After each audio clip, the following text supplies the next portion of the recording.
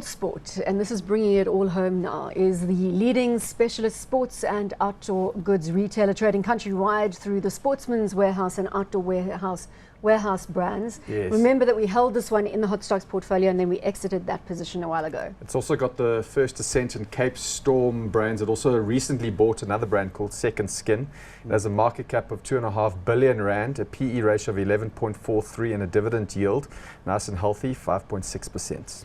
Second Skin seems like a play on the Under Armour, just another way of could be, talking right? about that brand. Now, why, first of all, Byron, let me come to you. Why did we get out of this one? It's not very liquid. It wasn't really a core holding. I mean, you can see it pays a nice dividend there, but I think when we liquidated a lot of the portfolio and got back in, we saw better opportunities elsewhere. Sometimes I feel, and I guess maybe this is a bit harsh, but management can not necessarily be lazy, just not ambitious enough. You know, they sold a piece of property, they had a lot of cash to work with, instead they paid it out as a special dividend.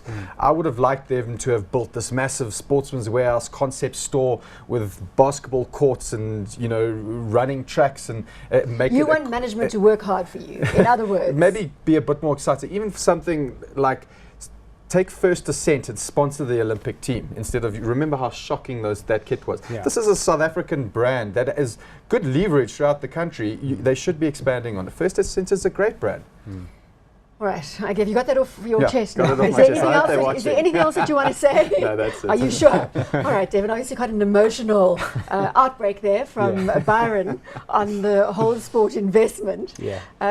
I assume you are relatively more tempered on this one. Yeah, I don't think that'll be hard. But yeah, no, look, it really is becoming quite an iconic South African brand. I really like the local manufactured apparel that they do. What they've also had to do is really control expenses really tightly, because there are still imported goods that they sell that has pushed up costs, and so they've had to control costs in other ways where they can.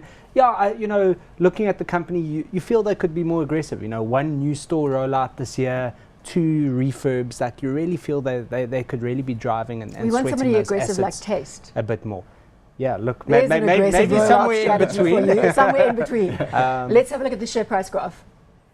Yeah, so it's been a bit flat, but I mean, you've been rewarded, you've been paid dividends along the way.